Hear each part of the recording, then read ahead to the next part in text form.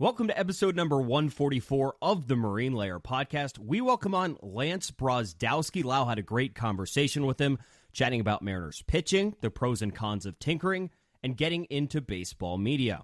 We also have our two Mariners storylines. Logan Gilbert is named an All-Star, and the Mariners are due for a roster overhaul at the trade deadline.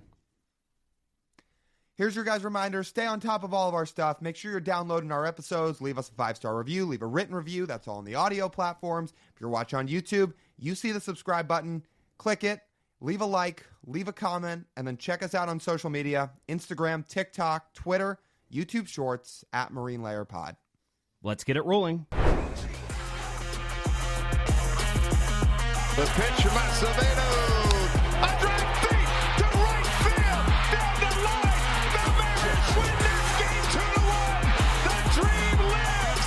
They're going to the playoffs. 1-1 from Jansen. There you go. Left field. We got a tie ball game. Julio. Oh, baby, what a moment. Tie ball game at 7-7. And we welcome you to this episode of the Marine Layer podcast, part of the Just Baseball Podcast Network. Recording here on Monday evening, July 8th. What a weekend, Lyle. Where do we want to start? Do we want to start with the good? Do we want to start with what was maybe the worst loss of the year on Sunday? Where do we want to start? Well, people say, I think this weekend said that we were too negative. So let's start positive. Did you have fun on the radio? I did. I thought it was a blast. I hope we have the chance to do it again here at some point. How about you? No, I had a lot of fun. I'm glad we got to mix everything in. We did, we essentially did a merger of Brock and Salk's show and ours. And I thought it meshed great. It meshed fantastically. And you always go in wondering first time how it will go, how it will sound, what the flow of the show is going to be like. Are we going to be able to be ourselves when we have to get in and out of breaks and the segments are shorter and we have to be to the point a little bit more? But I mean, I thought it was good.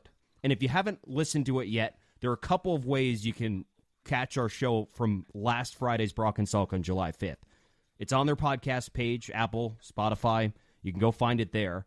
But they also save it on YouTube if you want to go back and watch the whole thing. It's under their live category on their YouTube page. You can go back and watch it then. So in case you missed it, you can go watch it that way. But, I mean, I really thought it couldn't have gone any better. Like, really.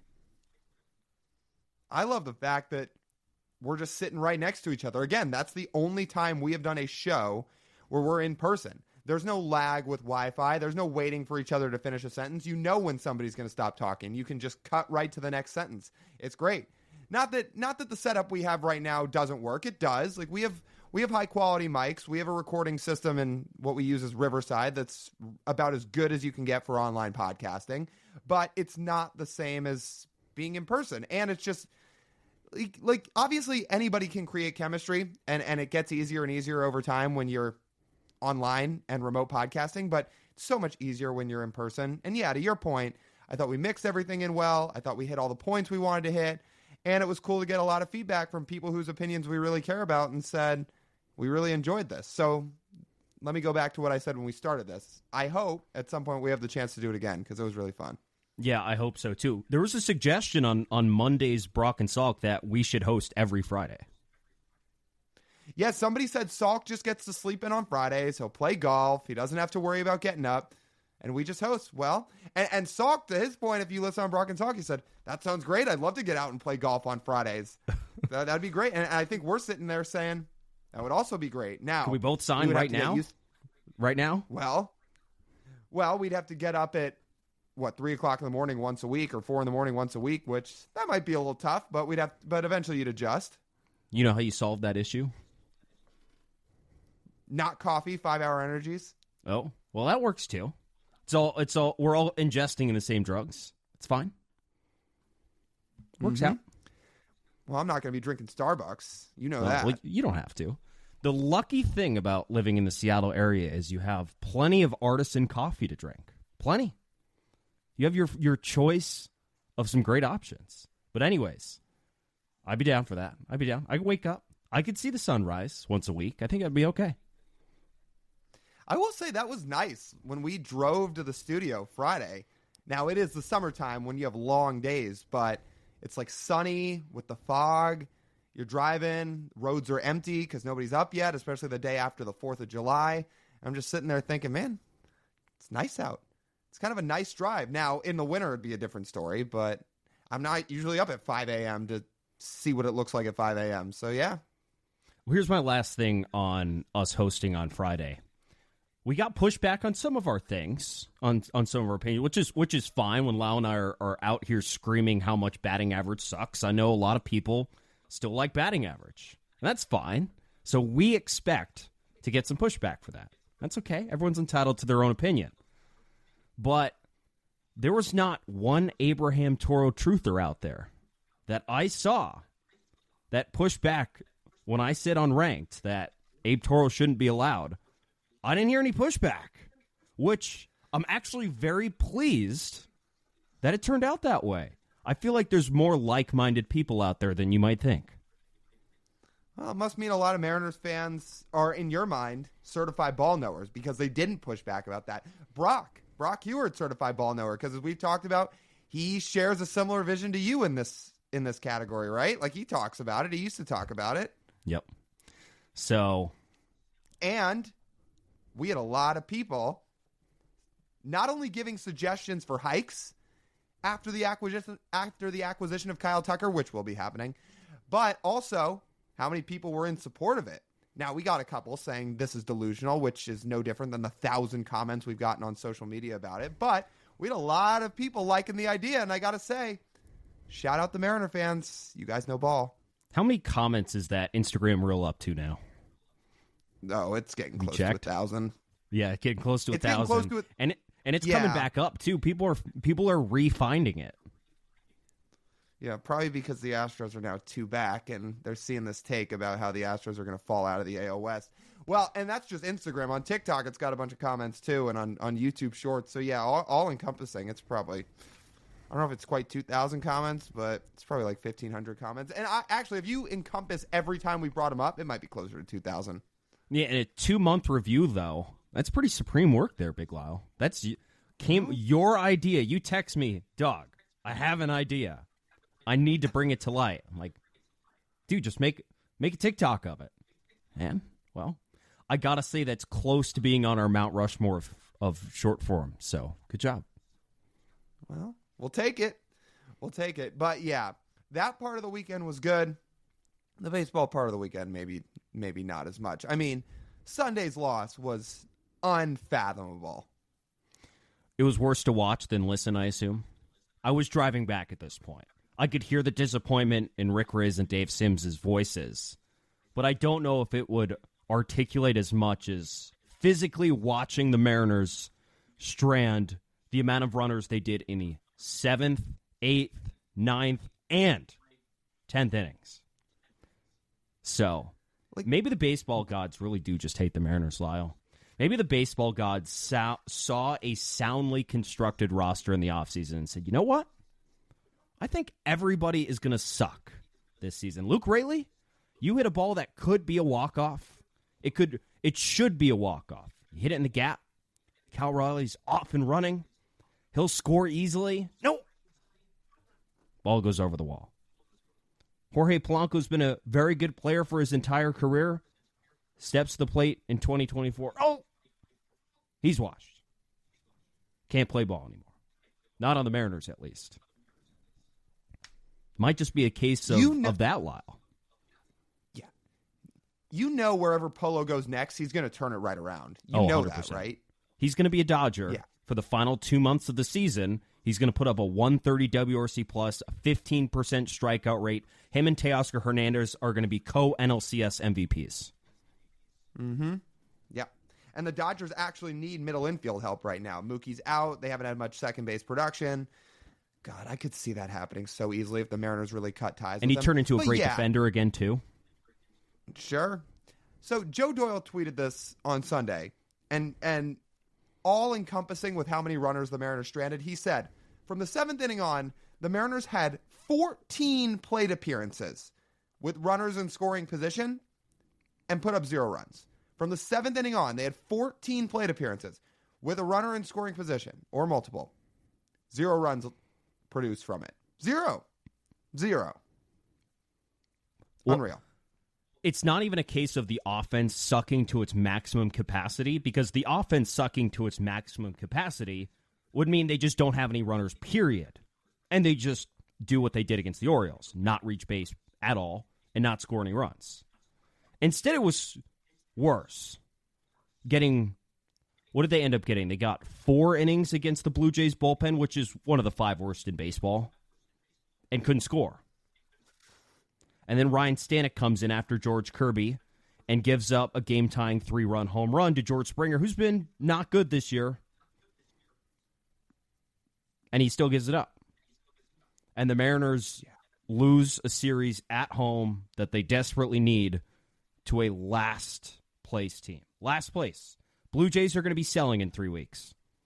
Bo Bichette could get traded. Springer's not getting traded. Gausman could get traded. Danny Jansen could get traded, hopefully to Seattle. There's a lot of guys on that roster that are going to be gone. And that's a team that just came in and beat you in a game you needed. You're lucky the Astros lost again, so you're still have a 2-game lead. But the point still stands. If Thursday night was rock bottom, Wednesday night against the Orioles was rock bottom, we're resetting the rock bottom to today, on Monday, when we have to sit here and think about it. And it's 102 degrees outside here in Corvallis, and my room is sitting at about 85 degrees right now. So yeah, Lyle, when the team is playing like this and my brain is baking, it's rock bottom. You know it could get reset again here, right? Now, we're recording on Monday. If the Mariners lose to the Padres on Tuesday with All-Star Logan Gilbert on the mound, who is in the AL Cy Young running at this point, facing off with Adam Mazur, a dude who has an ERA starting with 7 and a whip of 1.8. If the Mariners lose on Tuesday to the Padres, rock bottom has been reset again. They cannot lose that game. Even more than all 3 of the Blue Jays games they just had? No. You can't lose that game. I know the Padres are a lot better than the Blue Jays. I don't care. You're facing that guy, and you got Logan Gilbert going. You need to turn this thing around before the break. You better win that game Tuesday. And more importantly, after that Padres series, they got to play the 2 games against the Padres regardless of what the matchup is, and you hope they win on Tuesday. But then you were playing an unserious franchise for 4 games going into the break. Unserious. Even splitting would piss people off. And splitting a series on the road, a 4-game series, is normally not the end of the world. But we're sitting here at 6 straight series losses, and you're one more bad week from watching your first-place lead in your playoff spot evaporate into thin air. And who knows if it comes back? Because I don't know if it's coming back with this roster. Not with the way these guys hit. And we'll talk about this in our second storyline. But the way these guys hit, doesn't even matter if they manage to get on base like they did this weekend against the Blue Jays. It simply hasn't. So it might not come back, and then the offseason's going to suck again. So let's do this. We started with positive, talking about the weekend hosting Brock and Salk. Then we got the negative with the weekend of baseball. Our storylines are going to go positive, then negative. So let's get to a positive here. Is that all right? Can we do a positive storyline? Yeah, let's do that. Logan Gilbert's an All-Star.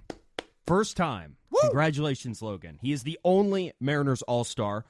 I think Munoz is going to get in as an injury or start replacement. I hope. Isn't it strange? Only 4 relievers. I thought there would be at least 5. If they had 5, I think Munoz would be in the All-Star game. But unfortunately, he's not. Anyways, the guy who made the All-Star game, Logan Gilbert, certainly deserved to make it. 2nd in the American League in innings, 7th in ERA, top 10 in FIP. He's an all-star. He's the Mariners' best pitcher on one of the best pitching staffs in baseball. Therefore, he gets the nod. Fantastic for him. He's joining a great group of guys. He said he wants to pitch in the game. Unfortunately, he's lined up to pitch on Sunday before the break, so it's unlikely. Yeah, we'll see. We'll see what happens with him actually pitching in the game. We'll see if the Mariners reshuffle their rotation at all. They may not, especially because they don't have any off days after Monday. But if Logan doesn't pitch in the All-Star game, he doesn't pitch in the All-Star game. He still gets to go. He still gets to be a part of it. All the festivities. He gets announced. He'll be in the dugout for the whole thing. Everything. And he is absolutely deserving. We can get to Munoz here a little bit more in a second because I do have something to say about it. But, again, the storyline's about Logan. Let's start with the positive about Logan. He could not deserve it more. He's third in baseball in WHIP. He's 12th in ERA. He's 6th in batting average against. He doesn't walk guys. His slider's been awesome. He makes every turn in the rotation. And he has been the stopper for the Mariners this year. He has been the best arm. He has been the ace. And he is absolutely deserving of going to Dallas. And I could not be more hyped for him to go. Because we've seen some other guys get their nods, right? Like Kirby's been. Castillo's been. We've seen some other guys go in the past. Logan had not made an All-Star game yet. And not only is he a tireless worker who wants to be great and loves being a Mariner as you know, as evidently as we all see it, but he's such a good dude too. Like he's impossible not to root for. So to see him get the nod to the All-Star game and also seeing his reaction to it, you can't help but feel great for him. And the tireless worker thing, I think, just hits the nail on the head.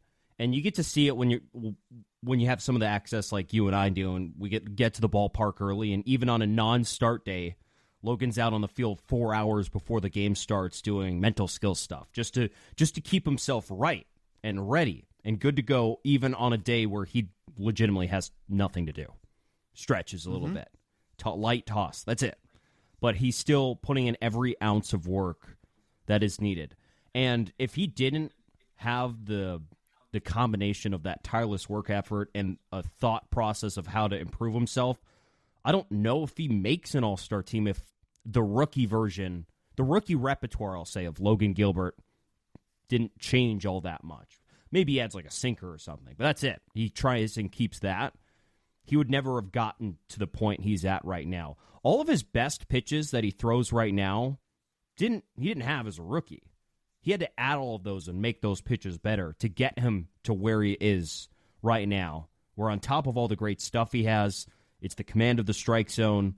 It's not walking guys. It's, again, now having a lot of ground balls, too. It's helpful. It's fantastic for Logan, and he's going to have a blast in Texas, even if he can't pitch, even though he's going to tell Scott Service, well, I'm good to go.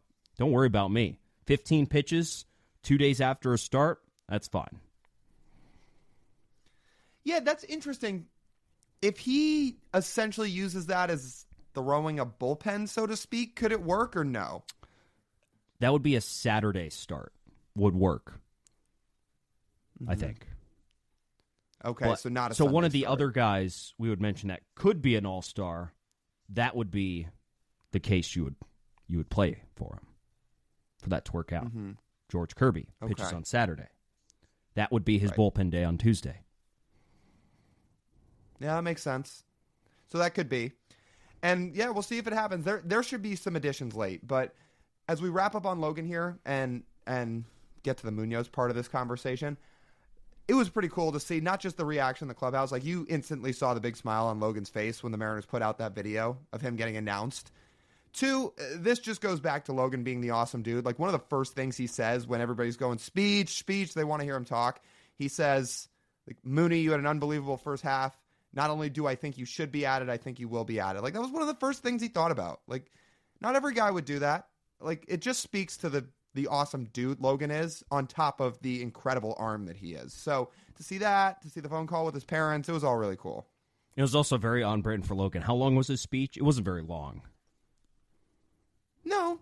Yeah, I don't know. Like Logan's, he's definitely like, he's not Josh Rojas, right? He's not Sauce. He's not he's not the number one, like, outgoing personality on the team, but I wouldn't say he is the most reserved guy on the team either. Like, he is more on the quiet side, but he's a smart dude. He'll talk. I don't know. I don't think it was that crazy to see him do what he did. Did it? Was it? No, it wasn't. I thought it was on brand to his personality. That's what I thought. Oh, just I like see. everything else. So you're saying it was concise, well thought out, but a very nice speech. On brand to Logan Gilbert. A+ human being, but also he's not going to stand there and do a Scott Service speech for 15 minutes. Sure. Oh, and that was a funny thing that Logan said too when the media talked to him after he got the announcement, which was, Scott was kind of dragging it out. Like he's talking about the first half. He says we have one All-Star, and I'm sitting there kind of itching, and I want to know who it is. Like, which I would be in the same boat. You would probably be in the same boat if you thought you had a chance to be in an All-Star game and it was getting dragged out in the meeting. Like, I'd be all fidgety, toes tapping. Like, come on, like let's hear the name. So I don't blame Logan for that. But then when you saw it was him, you saw the reaction on his face, and that was pretty cool. So, well deserving. And even if he does get to pitch, he's going to crush it. He's the perfect pitcher for the All-Star game. Throw a couple pitches at 100 miles an hour, break someone's ankles with a splitter, and go take a seat on the bench and watch everything else. I'm down. We'll see you there, Logan. Which, by the way, just one more reminder for anybody listening, we will be in Dallas for All-Star Week. So if any of you happen to be there, let us know. We'll be doing a bunch of stuff. Come meet up with us. Happy to talk to any Mariners fans that are out there. So do some content. Build a Mount Rushmore, rank your top 5 somethings. We're in. I don't care that the Mariners only currently have a 2-game lead. We're finding Astros fans at All-Star Week because a bunch of them are obviously going to be there. And we're telling them that Kyle Tucker's going to be a Mariner. So let's talk about the two. Let's talk about the guys who could make it and probably should have made it. Let's start with the obvious candidate of Andres Munoz. He should be in over Clay Holmes. They've pitched the same amount this year, and Andres Munoz has been a better reliever than Clay Holmes has, and yet Clay Holmes made it. And the Yankees don't need a token All-Star. They don't. They have Juan Soto and Aaron Judge. You don't have to put Clay Holmes in. So here we go. Andres Munoz versus Clay Holmes. ERA, Munoz is at 150. Holmes is at 3. WHIP, Munoz is at 1. Holmes is at 1.3. xERA, Munoz is at 253. Holmes is at 297. F-WAR, this is interesting. Holmes has him by 0.109 versus 0.8, but B-WAR, Andres Munoz has almost a full win more than Clay Holmes. Strikeouts, Munoz has the higher total. K per 9, Munoz is at nearly 11. Holmes is at 9.3. And saves, Holmes has a tiny bit more, or 5 more, because he is on a better team and often gets more save opportunities. I don't know how you read down that list of all those categories and say Clay Holmes is the All-Star other than East Coast bias and Yankees bias is 100,000% a real thing. Clay Holmes is not a better reliever than Andres Munoz. Sorry, there's Yankee fans listening to this. Objectively, he has not been better. Saves help too, unfortunately. But like you said, saves correlate with more winning. Yankees have won more games. No, not recently. They've actually been worse than the Mariners have been, somehow. But Clay Holmes managed to stack up some saves. Yeah, it's kind of stupid. Mooney should be there. And I think he will be, because some of these guys are going to need replacements. And Mooney has to be within the first 2 to get added on the list, if not the next one, to be added to this All-Star Game roster. So I think he'll be there. I think he will be in Dallas next week. He absolutely deserves that. And especially because Mooney is arguably the most valuable reliever in baseball, because the Mariners bullpen would legitimately fall apart without him. It would. He holds this bullpen together at the seams. The only guy you can really hand the ball to and feel 100% confident he's getting all 3 outs without giving up anything. How many other bullpens have somebody like that? Mason Miller, but the A's aren't a competitive team. So yeah, he holds the A's bullpen together, but they're not contending for a playoff spot. Nope. Which is why this is even more shocking. It's a first place team. Right. Shouldn't a first place team get more than one? At least the pitching side. I'm not advocating for any of the hitters to make the All-Star game for good reason. They don't deserve to make the All-Star game, but these pitchers, they absolutely do. Yeah, they do. So maybe Kirby will get in. He has a case. I don't know if it's as strong as Munoz's or Logan Gilbert's, who evidently got in, but there's a case. If he has a good start Saturday and decisions haven't been made yet, maybe it gets even stronger. He's top 5 or top 6 in some pretty important ones. His ERA has been ballooned by a couple of bad starts, but some other peripherals. He's thrown the 6th most innings, 5th in FIP, 2nd in walk rate, 5th in walks and hits per innings pitch, 5th in Fangraphs wins above replacement. You know, it feels like an all-star for Kirby. among the starters. He might be among the top 3 replacement starters that could get added on. Hey, you could get they could add Munoz for someone else, and then when Logan won't pitch, they add George for Logan. That makes sense because Kirby could pitch in that game. Right, and it would make sense for them to say, okay, if the Mariner we selected can't pitch and Logan Gilbert, let's add another Mariner who's very close to deserving to replace them. Then they'll both be there. It's just that Kirby will pitch, Logan will just watch from the dugout, but they both get the recognition. Right. So, and then it'll be 2 straight All-Star games for George, which would be exciting. That'd be great. I think both of them have pretty good cases. I think Munoz a little bit more, but when I look at George Kirby and I look at what he's done in the first half, that looks like an all-star. Yeah, it does. So you would have to think when the replacements come, he's probably on a short list too. Probably not as high up as Munoz, but not far behind. Nope. So. Okay, we're going to get to our second storyline here in just a second. Before that, let's tell you about our friends at Pagacha's Pub 85. That's over in Kirkland. If you're not going to Dallas for All-Star Week, you want to get together and watch potentially Logan Gilbert or George Kirby or Andres Munoz pitch during All-Star Week, head over there. You can hang out with your friends, have some great food, some great drinks, and there's more than 20 TVs in that place, so whatever sporting events you want to watch, they'll have it. If you go during happy hour too, drink specials, $3 and $4. That's 2 to 6 p.m., Monday through Friday happy hour, $3 and $4 drinks. All of that over at Pagacha's Pub 85 in Kirkland. Well, second storyline. As we've said, we've gone positive, then negative, then positive. Now we're going to have to go to negative. How do I want to start this storyline? I'll start it with this. I think the offense is getting overhauled at the deadline. I do. Now, because we have talked about what have we said? We've said, and I quote, this iteration of the offense cannot continue. Well, it has continued. And I think time's running out. So I think this offense is going to get overhauled. Now, let me explain what I mean by that. When we say overhaul, I am not saying they're going to go out and trade for Luis Robert to play the outfield, and then Vladdy to play first base, and then whoever else, right? That's not going to be what the deadline looks like. They're not going to go acquire 4 superstar bats and deplete their system. But I do think you may see 3 or so new bats come into town, if not more. It'll just be in the form of what I'd call soft buying. What do you think about that? We've been sitting around and waiting for the offense to turn around for a while. Especially this time in July and late June. And especially after the Mariners had gotten to a 10-game lead. They'd beaten Texas. The offense had looked fine at that point, especially the first game in Cleveland. Offense looked fine. And then on that road trip, it was bumpy. And then once they've returned home, that's when it's really cratered and gotten worse. There's been nothing that has given us a sign that the offense is turning around. There's no metric. There's no stats. There's no consistencies. There's no making sure to hit with every runner in scoring position. There's been none of that.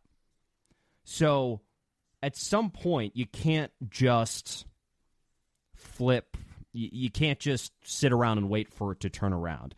When you and I talked about this on Brock and Salk on Friday, we floated the idea of what if you think the only way this thing turns itself around, that the team period, is if the current guys on the offense turn it around themselves. There's not enough outside additions to be made to turn this.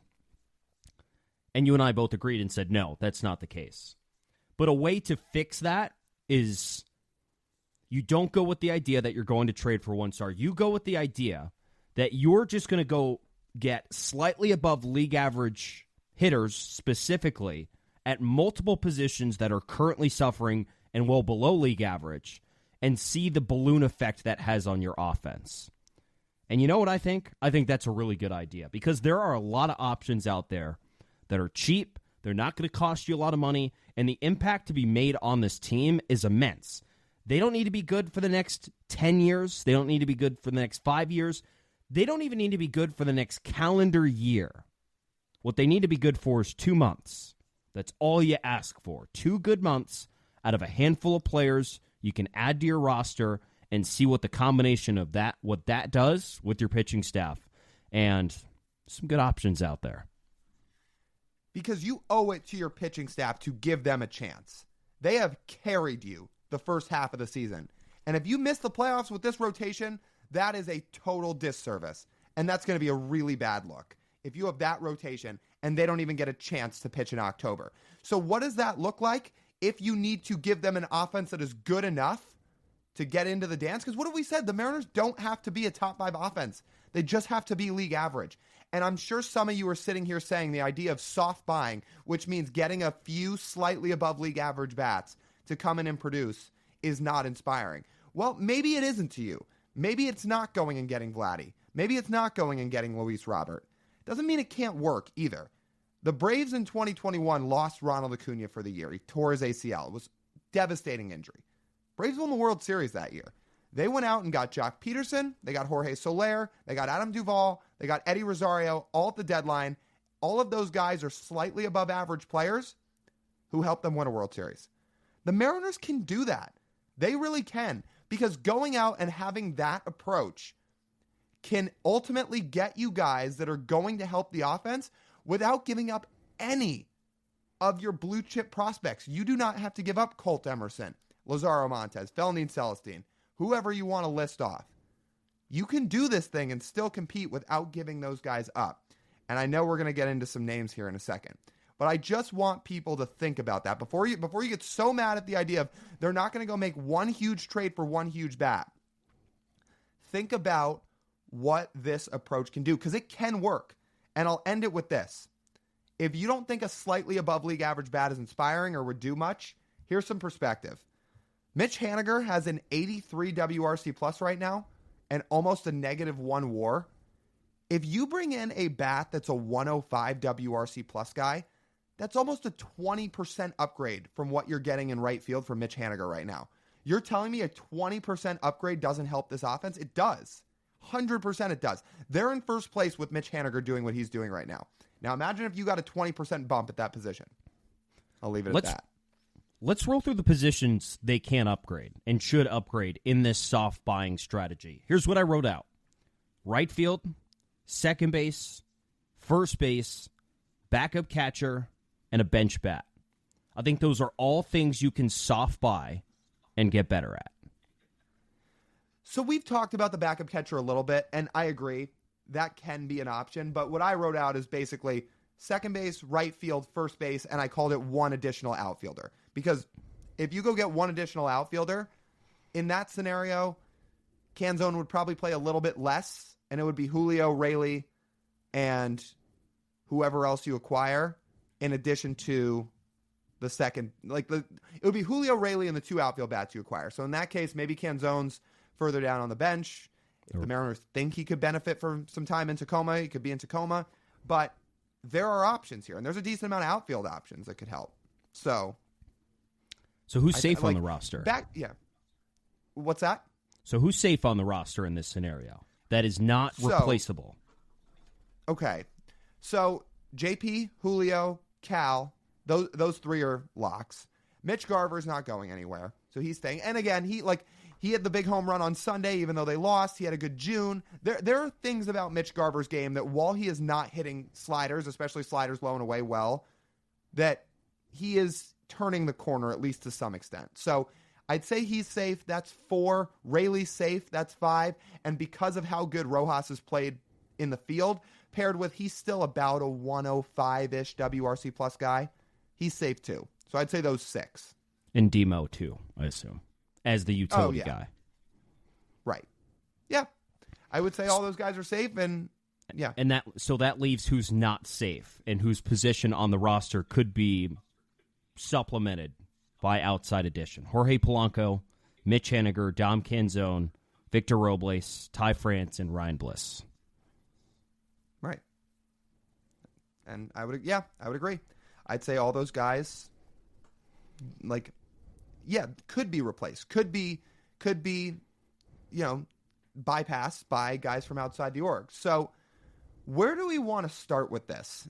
Do we want to start at outfield, second base, first base? What do you think? Since I think I'm the only one who wrote down catchers, can I run through my catchers really quick? Just backup catcher options that I think would be good. Because I've pitched this idea to you before. Yeah. You have catchers? I know one.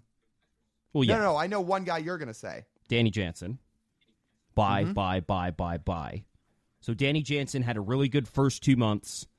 He had a, get this, 22 WRC plus in June, and now is at negative 21 in July. Now you buy this bait hoping he turns it around, but he's a rental. He's been very good in the past, and as a backup catcher, I think he would be very good. Joey Bart, Castaway, former top prospect. He's got a 126 WRC plus right now. You'd control him for a while. I don't know how sustainable his success is, but even if you don't believe in Joey Bart long-term, you have your two long-term catchers. If you don't like him, trade him in the offseason. But right now he hits 126 WRC plus. And Elias Diaz with the Rockies has never hit really in his career, but this year has a 105 WRC plus. So you know what? Even if his overall offensive game is not sustainable, I'm in to let him try and be a 105 WRC plus player for 2 months. And then worry about whatever else later. But he's also a rental, so he's not going to cost you really anything.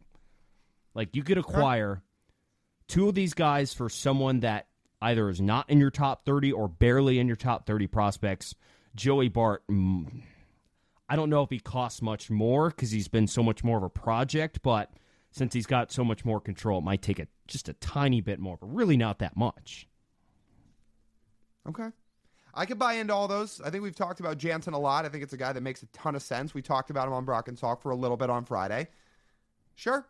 Backup catcher is just not where I am prioritizing my focus. I think if you find the time and the availability to go get a backup catcher, great. But there are so many other glaring issues that I think have to be addressed first.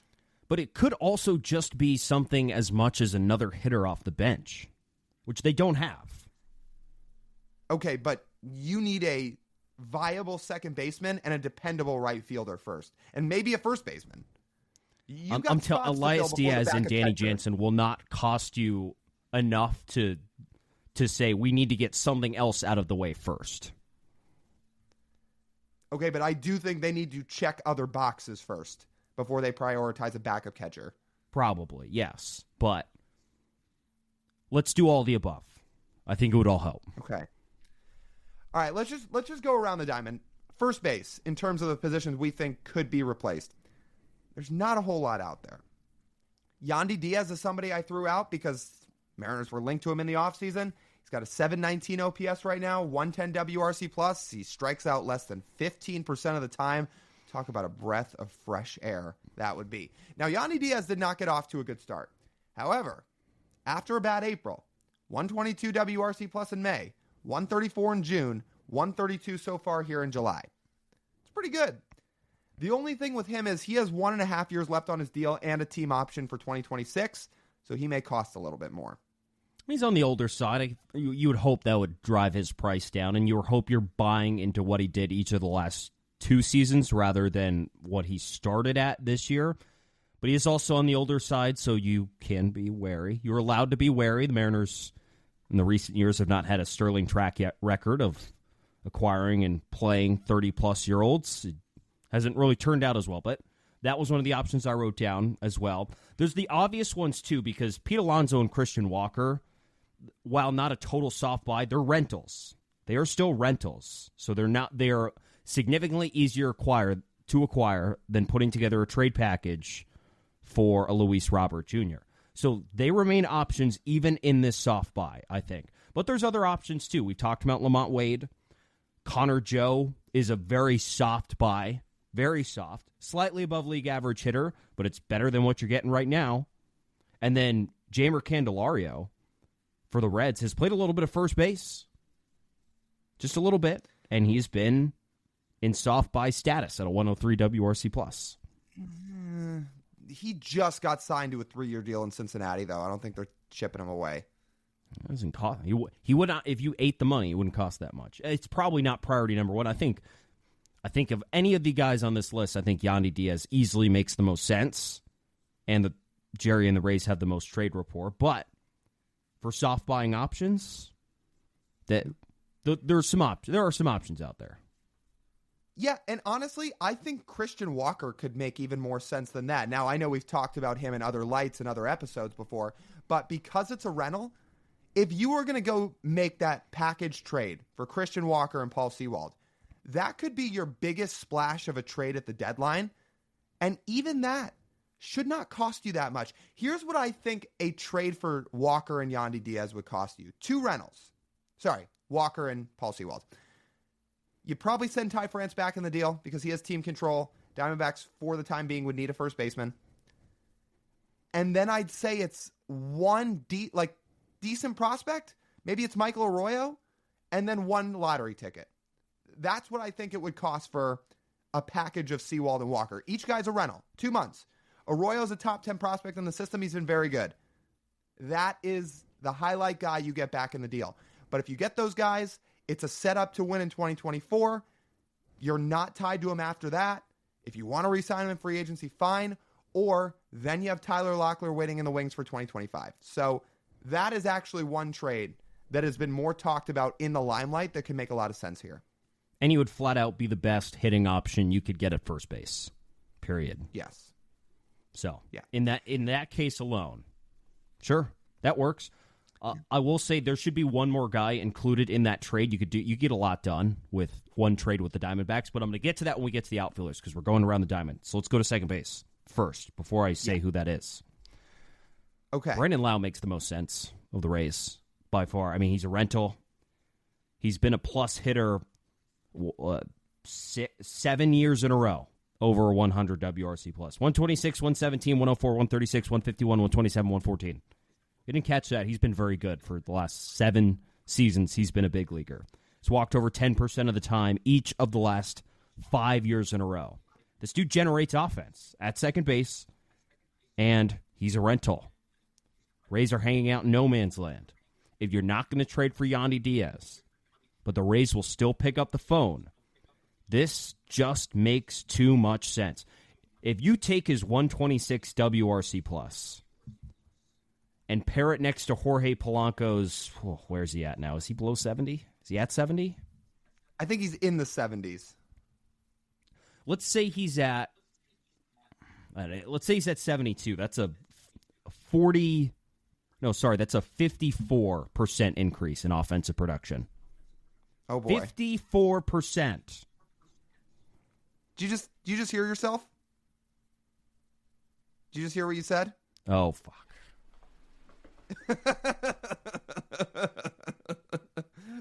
I can't believe it took you that long to catch that. You didn't even do it on purpose. It wasn't even it wasn't even to the original point of the line, but so that I means can't believe this it took should you that be a Mariners trade no matter what. It fits. There you go. Yeah, Jorge Polanco is just below 70 now, WRC plus. So yes, even if you are sitting here thinking Brandon Lau is not some household name, I mean, he's pretty well known at this point. He's made All-Star games, right? He's been an All-Star game. Yeah, he's been an All-Star. I think. Yeah, I think so.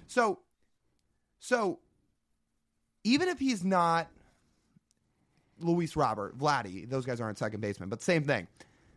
This is such an upgrade. You're telling me that nearly a 60% upgrade at second base is a bad idea? No, it's not. And the fact he's a rental and the fact the Mariners and Rays make trades all the time makes way too much sense. Of all the trades we can highlight, this one makes so much sense. Because, let's say it again. What's it even costing you? Somebody in your teens of your prospects, and probably the lower teens, should not be very much. What about a different option that we said hard no on in the offseason? What about that? A certain second baseman for the Cincinnati Reds. So I looked at Jonathan India a little bit, and funny enough, his profile is a lot better all of a sudden now than it was last year. That being said, the difference between Lau and India, Lau's profile fits T-Mobile Park much better. Like, he's barreling the ball up. He has some pretty decent hard hit rates. India still doesn't have great batted ball numbers. Some of his peripherals are better. Not everything. So am I more inclined to the idea now than this offseason? I guess. But he's got more control, so it's going to cost you more than Lau. And I still don't love the profile. I don't know if it would be a soft buy for India, but he would make the team better. Walks a lot, doesn't strike out a whole bunch. And those home road splits, you mentioned, he's been about even. So it's, it's worked out. Maybe this is a trade you revisit in the offseason, perhaps. And I'd also like to push back on your, profile fits T-Mobile Park. We don't know what offense profiles fit T-Mobile Park. It's an utter mystery. Some players figure it out, and some players don't. I still think hitting the ball hard helps. For example, would you feel comfortable giving up a haul for Isaac Paredes knowing that he is a Tropicana field merchant and just sprays the ball to left field, hitting wall-scraping home runs? No, I wouldn't be. But I'm also not saying I'd rather have Jonathan India than Brandon Lau. I'm just saying it's not an option you ignore now, that some of the concerns that you and I said hard no on in the offseason have been alleviated. And he's getting older and more mature as a player. He's walking a whole lot more, striking out at the lowest rate of his career. All the things a hitter in his prime should be doing, and he's doing exactly that, which makes you feel more comfortable that he can sustain his offense. Sure.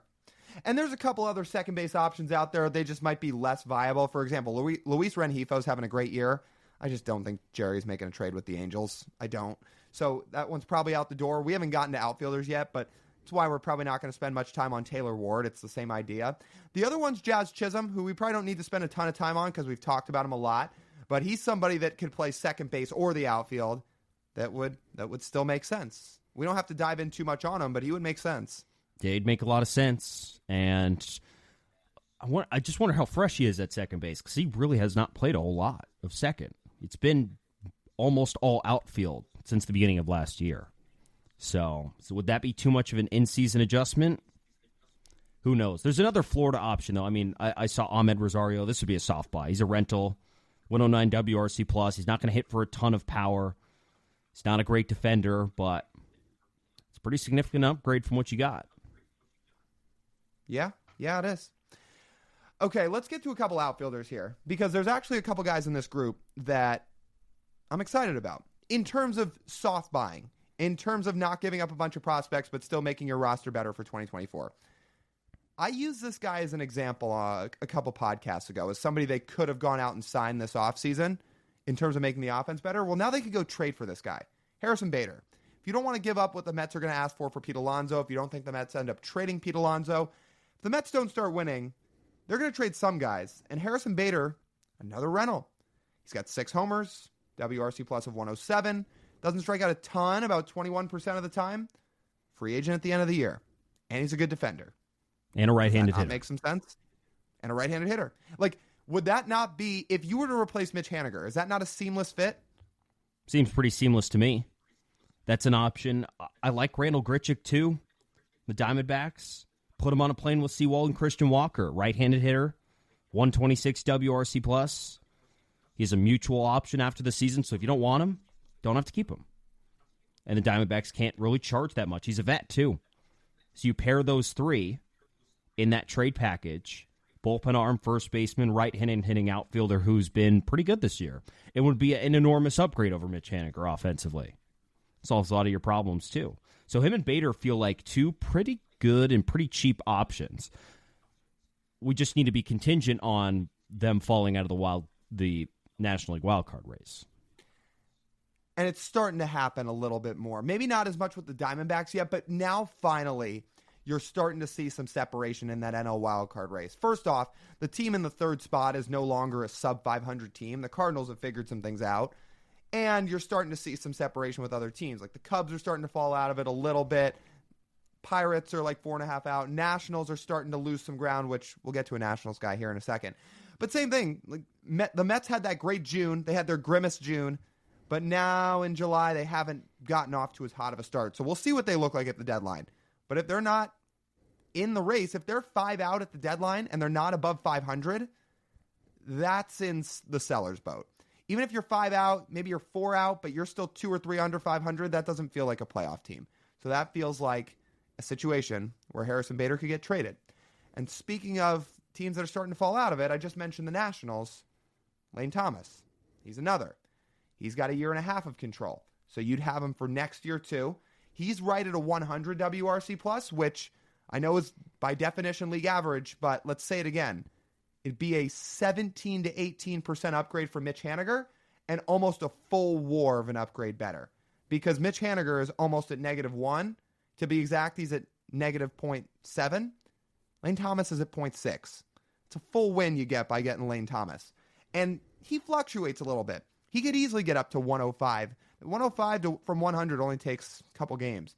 So, has 8 homers on the year. Doesn't strike out a ton. Just seems like another guy that could make some sense. Right-handed bat, too. If Jesse Winker was never a Mariner, wouldn't we be pounding the table right now? Oh, God. Probably. I'm serious. We would be. Probably. Yeah. This dude is on a career resurgence right now. He would be everything you'd want offensively. The only thing you'd want is him to hit right-handed. Otherwise, be like, that's the dude right there. But is he going to play the outfield? We would have no idea. We just know he had a reputation as a terrible defender. But we've listed some terrible defenders and some suggestions here. Yeah, it's true. Although if you were going to go get a left-handed hitting bat, I have a guy I like better. And honestly, of all these guys, might be the one I like the best. It's Michael Conforto, Seattle native. He's got a 114 WRC+. He's got 10 bombs. Another rental. Free agent at the end of the year. I think that one makes a lot of sense. And by the way, his splits aren't that drastic. He can hit both lefties and righties. I love that option. I think it would be seamless. I think it would, this doesn't play into trades, but I think the fan base would be fired up by it. You got a Seattle native coming to a team that's contending for a playoff spot and going to try to make a run. And he's been a very productive hitter who you are not tied to after this year. I like that idea a lot. And he's already had to hit in a pitcher's park. Won't have to be as much of an adjustment. He already plays at a park that is legitimately sitting on the water with dense air. And he would go to another one. His whole career has been pitcher's parks. He played at Citi Field, which is a pitcher's park, and then he's played in San Francisco. So I like that. I like it a lot. So that one makes more sense as a left-handed hitter because Jesse Winker's been a Mariner. Now Michael Conforto at this point of his career is not a unbelievable defender. He's not in his prime.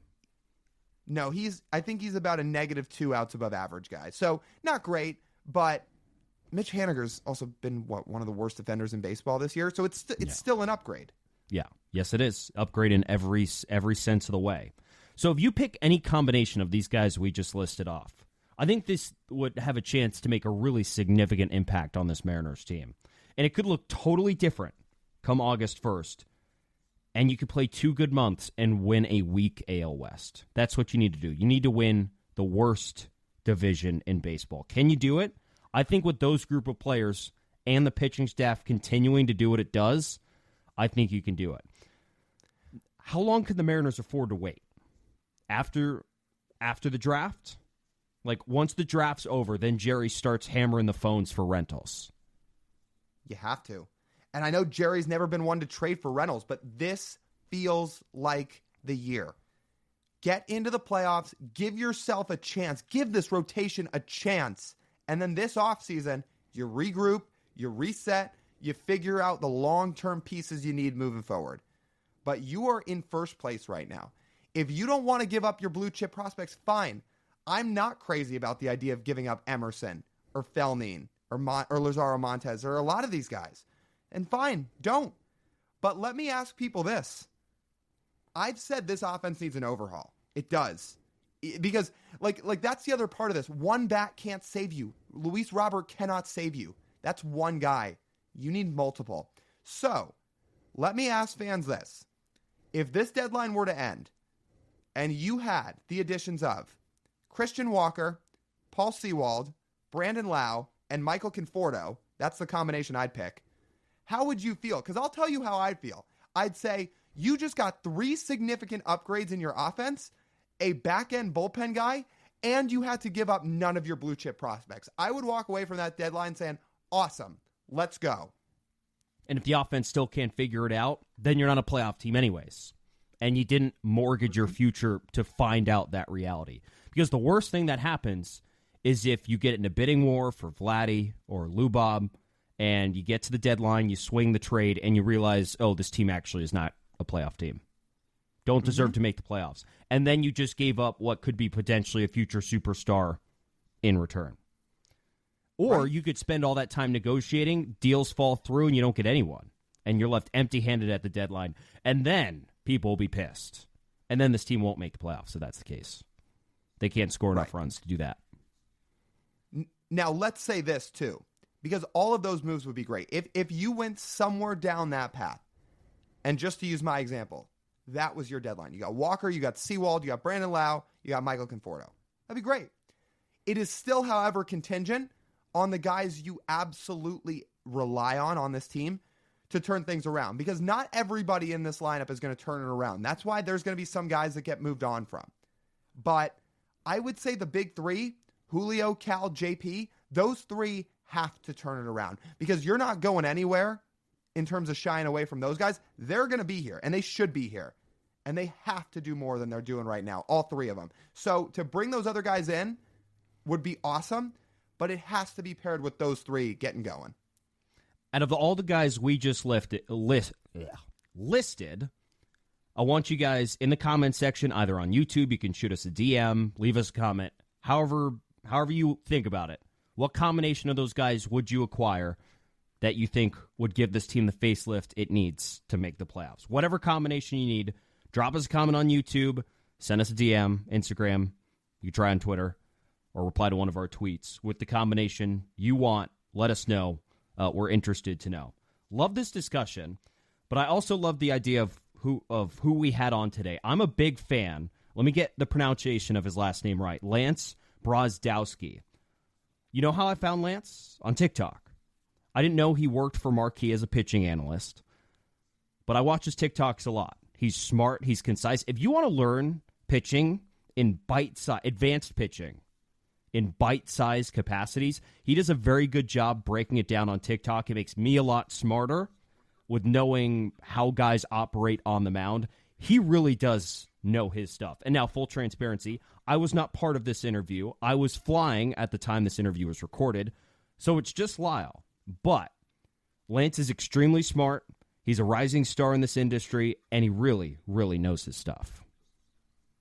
He's great. And he's also a very busy guy. So if you're wondering why it's just one of us on the interview, it wasn't us just saying, well, guess what, TJ, you're going to sit this one out. No, Lance is a busy guy. He had a certain time in a certain time period.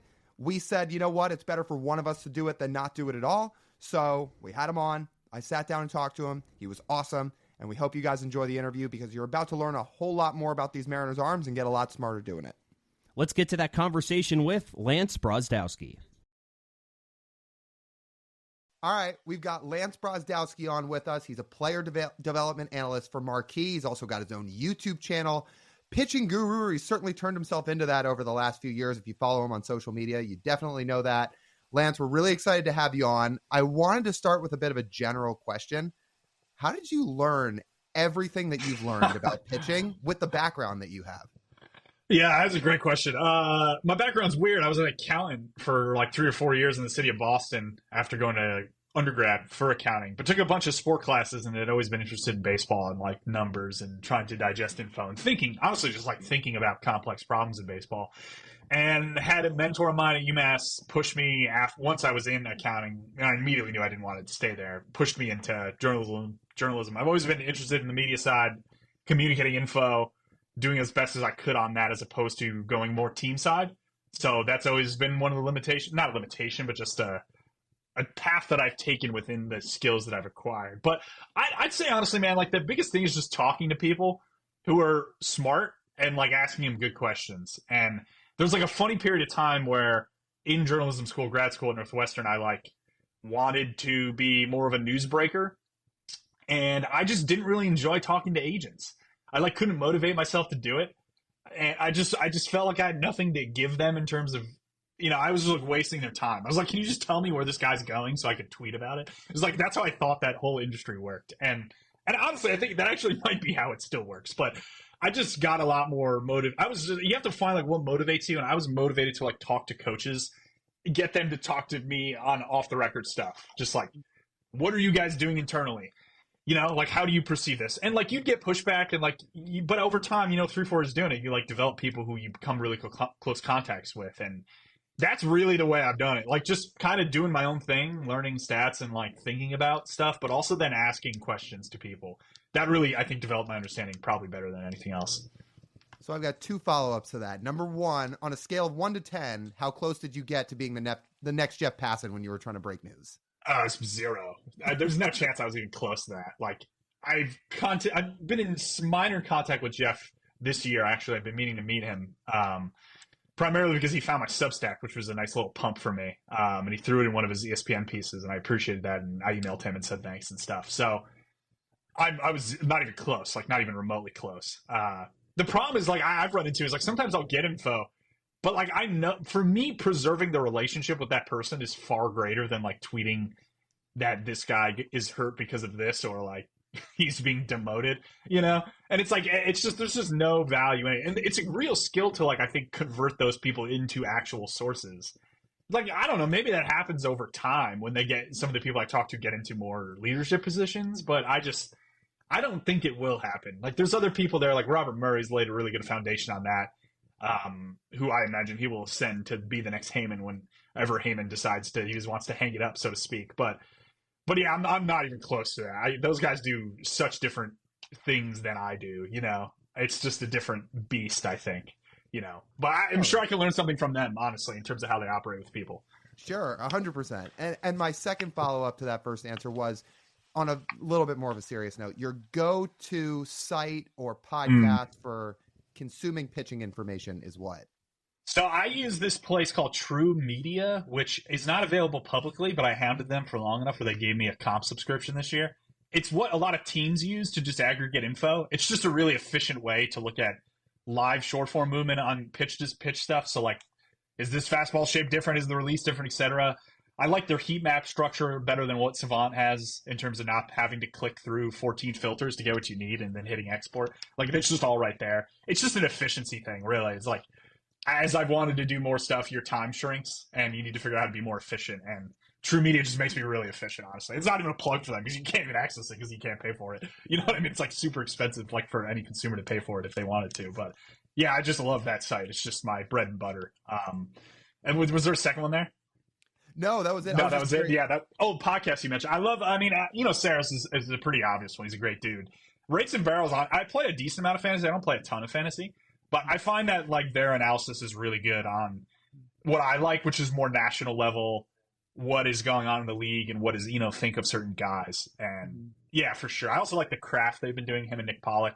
Again, I'm more of like a national baseball fan as opposed to someone who's like locked into a certain market, which is ironic because I work for the Cubs TV network, but I very much know this Cub market really well and the Cub team, but much more like whenever I'm not at working, I'm thinking about the league more so than I'm thinking about an individual team. Sure. That makes a lot of sense. So for people that maybe aren't familiar with you or haven't seen your work, that you really like to dive into the nitty gritty of pitching and pitcher, like you dive into it, like you said, a lot of the heat maps, a lot of the pitch sequencing, a lot of guys' repertoires, all that. So for those that don't get into the weeds quite as much as you do, I'll start you with this on a little bit more of a basic route or a basic question. What is the first thing you look at when evaluating a pitcher?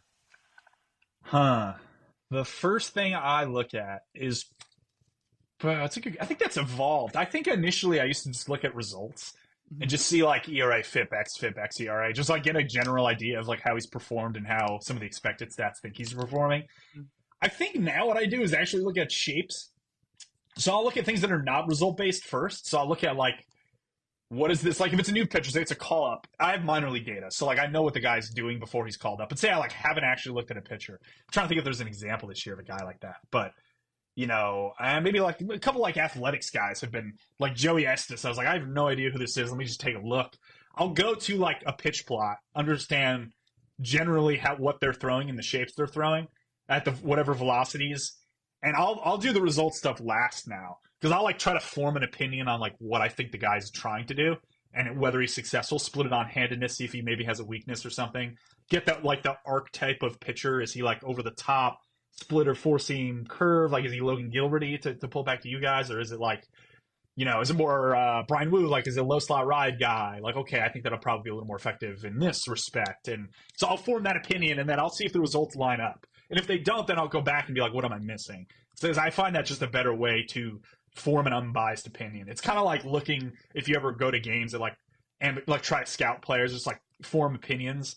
It's like I used to when I first did that and watched games from like behind home in the minor leagues and stuff. I would look at the data beforehand and then go there, and a lot of that is just pure confirmation bias, where it's just like, oh yeah, this fastball's getting swing and miss, and it's like, well yeah, it's because I saw it got above average swing miss. Now I don't want to see anything. Like I go to a minor league game and I'm watching the opposing pitcher, I want nothing on that pitcher. I just want to sit down and then I'll literally like guess the shapes. I'll like write down what I think it is generally and what the slot is and then I'll go back to the data and see if it lines up. So I think I've just evolved to the point where I'm like, I just want to form my own opinion and then see if I'm wrong based on my intuition. So that's probably where I go first, is pitch shape. So if you were to go to a minor league game, and like you said, you don't want to have any information on the guy, but let's say you're seeing like a high-end prospect, right? Yeah. Like, you must have Unfortunately, I probably know what he's doing. So, Sure. So I've looked at a lot of those guys. But So it's a balance. It's like if it's somebody you haven't seen, then maybe you can go in with a little bit more of a clear plate. But sometimes it's just you're going to know what you're getting. Yeah, like I know, I mean, I'm trying to think of like top, like Jackson Jobe. Like I've looked at Jackson Jobe enough to know what he throws. So it's like I can't be surprised by anything he's doing from a shape perspective. I'm not going to guess the shapes because I've already seen them. Goes for any of the top pitching, honestly, like the top 30 pitching prospects, because I do like a little list on my Substack and stuff. So that's unfortunate, honestly, to some extent. I wish I could like erase my brain and then go watch all the top 30 guys and then form opinions and look back at the data. But when you write them up, things stick in your head. So it's just inevitable. Yeah. Well, if we're going to transition a little bit to some of these Mariners guys, I know I mentioned at the start of this, Yeah. You do have your own YouTube channel and you do a bunch of breakdowns on guys. For anybody who hasn't checked out Lance's YouTube channel, go check it out.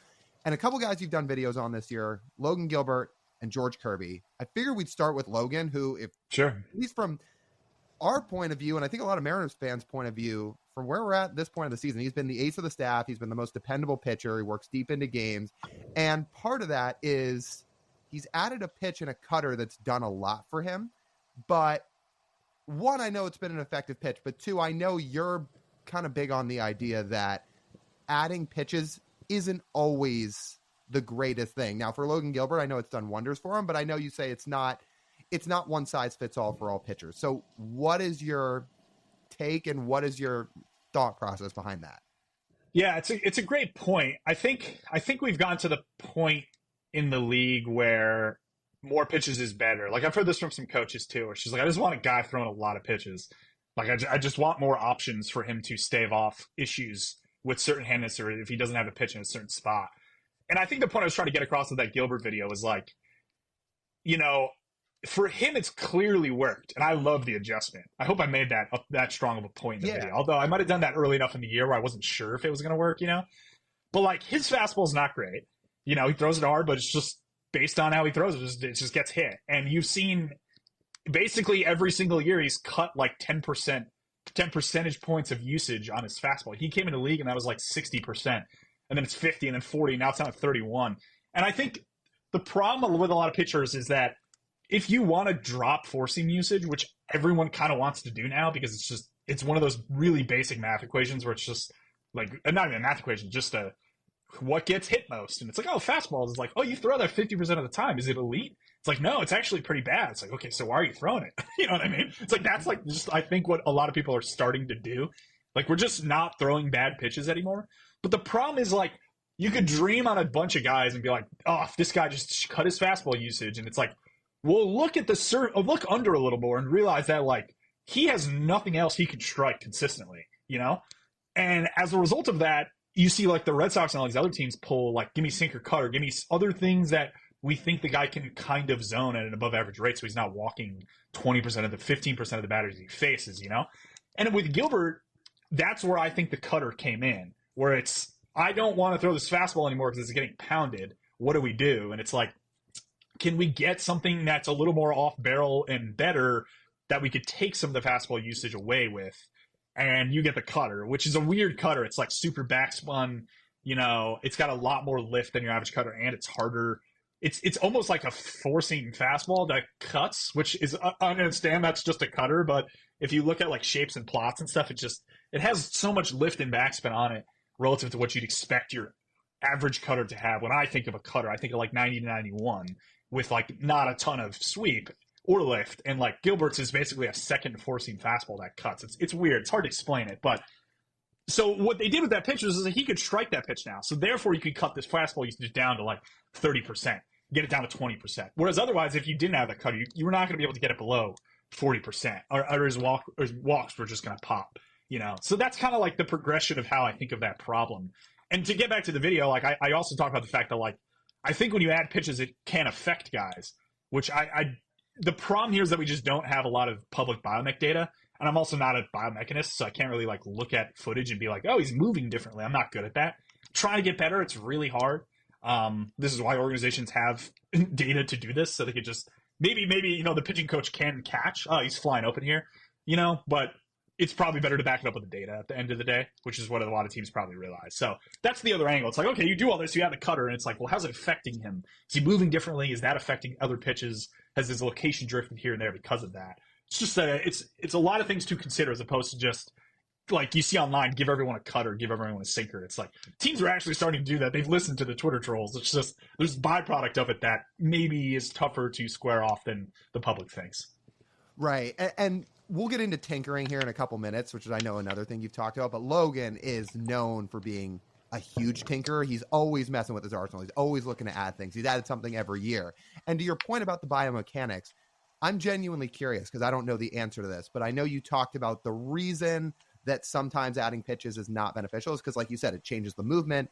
It has the potential to lead to injuries. But with Logan, is the fact he gets such great extension a benefit for him? Like, does that have anything to do with the fact that tinkering with pitches and adding pitches could actually, like, is he less prone to injuries? Yeah. I don't know. That's a good question. I would say not. I would say that an extension doesn't relate to it. I think the extension is just a byproduct of like how he moves. Like a lot of the stuff we have is like, I almost call them output variables, where it's like we have release and extension and all this stuff, but that's all because of probably something happening earlier in the kinetic chain. Like there's something in his lower body that's different, you know, than an average pitcher who doesn't extend that much.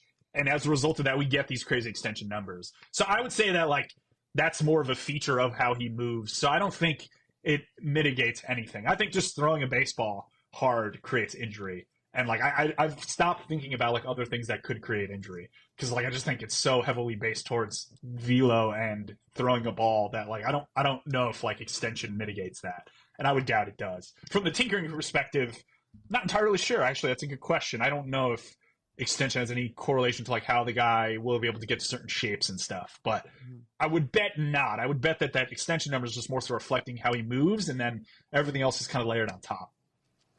So speaking of tinkering, if we get to our next guy, which would be George Kirby, he's somebody that's tinkered with his pitch arsenal a little bit this year. And you've talked about that. That was the other video you did this year on a Mariners pitcher. What do you make of Kirby's slightly increased sinker usage so far this year? Yeah, the sinker's interesting. I don't know if there's anything there that I like go crazy with. Like he feels like a guy that's just going to play around with both those shapes, whatever he wants. I really think the main thing with him was the slider early in the year wasn't good versus righties. And in those situations, like you run into an interesting conundrum, which is what that video was based on, where it's like, okay, you suck and your peripherals say you're going to get better. Like, do you as an organization preach that guy should just continue to do what he's doing, trust the process, so to speak? Or do you let the guy actively try to figure something else to help the regression? I think a lot of the time you hear from players in media, they're just like, I'm just trusting the process. And like, sometimes I think that's true, but I don't necessarily think it's always true. And you run into this with like Corbin Burns last year, not to get like out of the Mariners org, but he was a guy who like was really bad versus righties, I believe. And then at the All-Star break, he was just like, I can't do this. Like, we're throwing a sweeper and I'm adding sinkers and I'm changing my grip and now I'm dominating them rest of the season.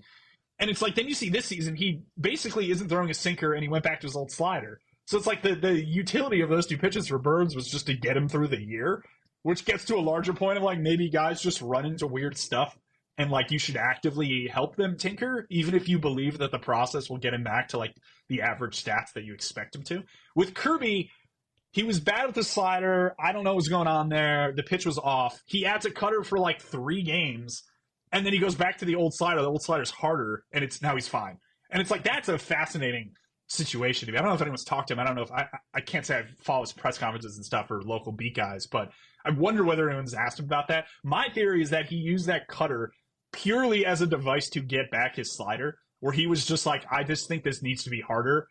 And for some reason, they didn't just have him cue the slider harder. They were like, throw a cutter for 3 games. Or maybe Kirby was like, what if I just take this grip and orient it slightly different and just rip the crap out of it?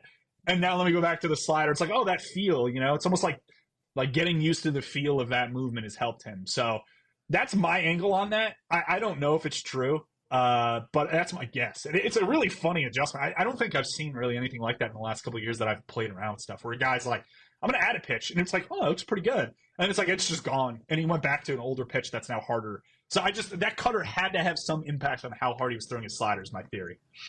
Well, if there's one thing people have learned about George Kirby is he's also not afraid to try and add pitches. Dude adds a knuckleball last game of the year last year and just whips it right out to Corey Seager. Yeah, that was awesome. That was a super fun moment. Yeah. Do you think – I have this theory that I can't sit here and say hear it, yeah. I know from George it's 100% true, but I have this theory that he doesn't even like striking guys out, which is part of the reason I wonder if he increased sinker usage at all, because I think what he loves is keeping his pitch count way down, working deep into games, and basically being a workhorse, which, like that sinker, like you talked about in your YouTube video, doesn't get a whole ton of swing and miss. It's a soft contact pitch. Yet, despite his four-seam fastball by run value being his best pitch, he loves to throw that sinker. So part of it, at least on my end, I wonder if he likes to throw that a lot more because it keeps his pitch count down and it's still effective. The hard thing, yeah, I mean, that's not a bad theory. The hard thing to refute is just like one pitch to get an out is more effective than 3+ if you're trying to strike someone out. And it's like, sure, maybe we believe generally in the statistic world that you control the strikeout more, so to speak. Oh, sorry, my thing fell. We're going to keep this going. We're good. We're good. I had this propped up and it fell. Anyways, yeah, you control the strikeout more, so to speak. So that's probably why everyone's pushed towards strikeouts. But I would say that's an interesting theory, because I've talked to guys too who are like, I haven't a lot, like, this is random, but Tyler Wells, I talked to last year about this, where he was coming off injury, and like, I asked him something. I was like, your strikeout rate's down a lot. And he's like, listen, man, like, I'm giving an allotment of pitches for the next 20 starts because I'm coming off, I think it was TJ or some injury. He's like, I'm going to try to get as many outs as I can with those pitches. And for me, that's throwing more non-big fastball or just non-big sweeper, slider, curveball shapes, because I can't zone those as much. And he's like, I'm relatively confident that if I'm in zone, I'm going to get blah, blah, blah. And it's like an interesting idea, because I've heard there's been some other research done that, like, okay, doing that from a trying to strike guys out doesn't have that much of an impact on pitch count. But I've heard it so much from players that I just think the statistics are wrong, which might be a really hot take. But there's just been certain times where, like, if a player tells you something over and over and over, like, I struggle sometimes with, whether it's backed up. Like, if the stats are telling or trying to communicate the correct thing, or if we're missing something in it.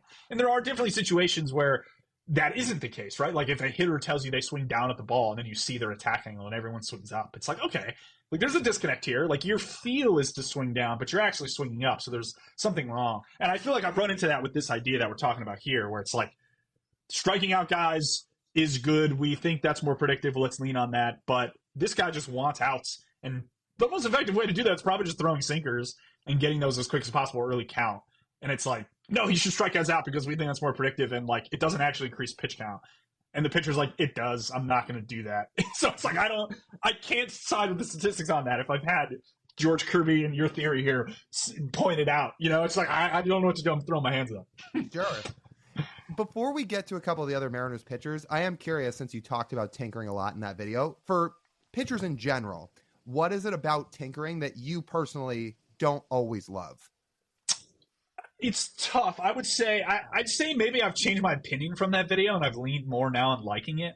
I think the thing that I like the most is when a pitcher is really bad, like, the org and probably the pitcher want to change something very quickly. You saw us with Hunter Brown this year, where he was, like, very bad. And he changed, like, everything. Like, that dude came into the year with different pitches. Midway through the year, in the matter of starts, I think they pushed him to the pen for 2 games or whatever.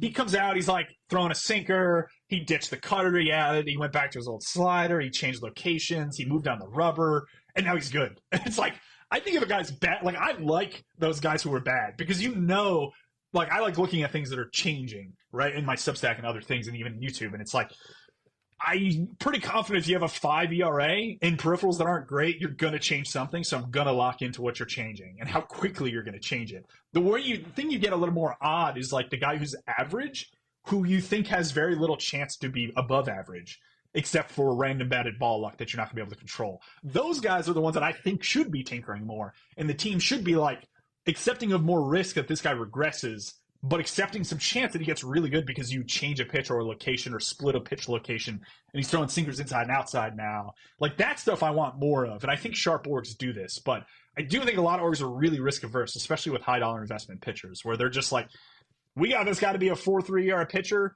The league average is 4.3. We will not do anything to this pitcher. We want him to be 4.3 for 180 innings. We worry that doing anything to potentially get him down to a 3.8 is like just going to hurt him or do something else. Like teams are afraid of that, I think, generally. And I got to give credit to the Mariners. Like the Mariners, I don't know if it's this culture, what they do in the minors or whatever. Like all these guys are tinkering and changing stuff all the time. And I love that. Like you see it. They're top 5 ERA in baseball among starting pitchers. Like they're changing and they're better. And it makes hitters probably more confused. And like, I think other teams should look at that and be like, we need to do that more. Like we need to change pitches every offseason on guys.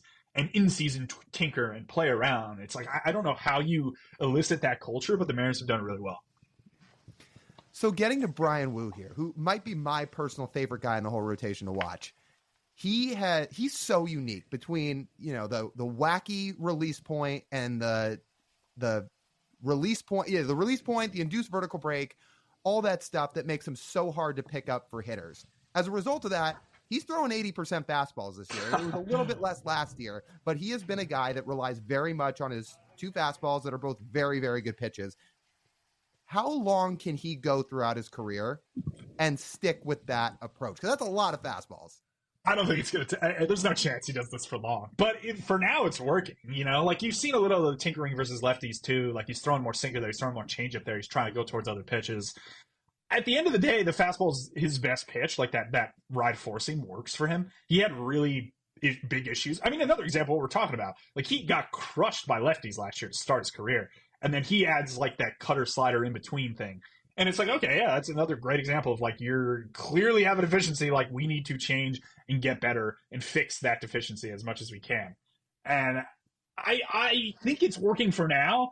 I doubt that we look at him next year and see this amount of fastball usage. The only way I think it could work is if he has pretty good command, if I remember correctly off the top of my head. Like if he goes through multiple occasions with one pitch, which is something I've been thinking about a lot more, and I don't really think we capture too well in data, is like a Ranger Suarez. Like Ranger Suarez, lefty for the Phillies, has been an amazing season. He throws his sinker away and inside to righties specifically. And it's kind of based on count, but that to me is 2 pitches. Like I don't think that's one pitch.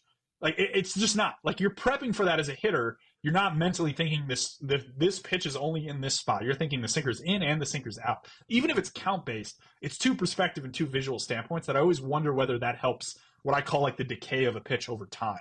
Like whether that pitch becomes more effective as you turn over lineups because you go to 2 spots with it. Like that's something I've thought about a lot. I just think that's like a really important part of a lot of really good pitchers is like playing around multiple spots, like either going on the path of multiple locations with one pitch or going on the path of just having multiple pitches if your command is not good enough to go to multiple locations. So that's how Woo's going to be able to survive with 70% plus or whatever he has fastball usage. It's cool for now. There's no way. I'd be stunned if like down the road he's this good with 70+ % fastball. I just don't think that's going to happen. Is there one of his other pitches that you think he's going to have to start leaning on more? Like, so the changeup usage is slightly increased this year, but is it the changeup or is it one of those other pitches that you feel like he's going to have to start to lean on?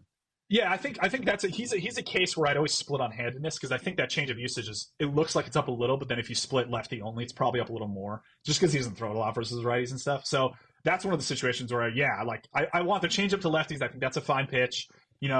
The bolt slider thing he throws, like I'd probably jump that usage too. He's a tough one because like the fastballs are good. So then we were talking earlier about like Gilbert's fastball. We just had a long enough sample to just know it wasn't great. and therefore we cut the usage as much as humanly possible. With Woo, it's more like, where's the floor? Like it might be above 50%. Like league average isn't around there for starters, or actually is around there for starters. So I would say like he might still end up like above league average fastball usage guy as a starter, but that's not 70%. Maybe it's 55 between the two fastballs to righties, and like he plays around with that. Like 35% and 20%, combine those, and it's like, okay, cool, that'll work. Like that's totally fine. None of those pitches individually are over a certain amount. But he's a great encapsulation of like the modern game with multiple fastballs. Like we continue to have issues with offense because pitchers are getting really good. And a lot of guys just know you probably should throw multiple fastballs for whatever reason the data's saying. But yeah, no, it'll come down, but it's more a matter of finding the floor for it, I think. Sure. And the last guy I want to touch on with you is Bryce Miller, who, speaking of tinkering, it's kind of been a theme of this interview, where adds the splitter. It's been a good pitch for him this year. It's been a very good pitch, but overall, I think he's still getting hit pretty hard, and I think a lot of times it's on a fastball and it's on mistake fastballs. Is there anything you watch with Bryce Miller where you say, here's how he can limit hard contact going forward? He's still young in his career, of course, but how can he work on that? Yeah, I don't think I have a golden key answer for you here. He's an interesting case where like it's another testament to tinkering, where it's like Miller's approach I think was relatively simple last year. He had great results for the most part. Like I know the ERA was basically the average, but I'd say for a 24-year-old in the bigs, first season, pumping up innings a lot. Like I think it was a great season for him, in my opinion. He also had a heck of a start to the year. I remember that was really fun going through Atlanta and some other really good lineups and dominating. He's a guy who tinkered to stay the same, where that is a great example of like hitters being really good. It's like the peripherals had him at like a 4.3 ERA last year.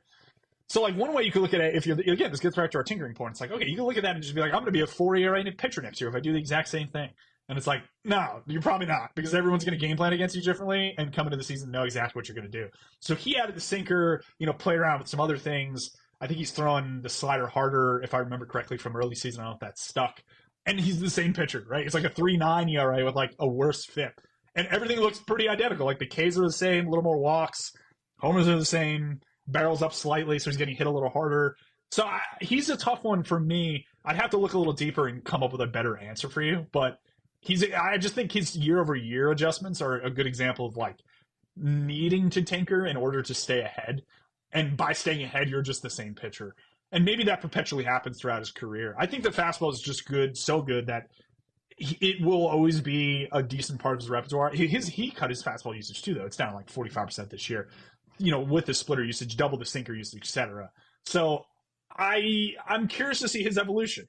I don't think I have like a great answer for you on him. I wonder whether there's another pitch that we haven't discovered with him yet that's like harder cutter. Maybe he does the Logan Gilbert, where it's like, let's cut the fastball usage down to 35% and then give you one of these weird Logan Gilbert style cutters and see what happens.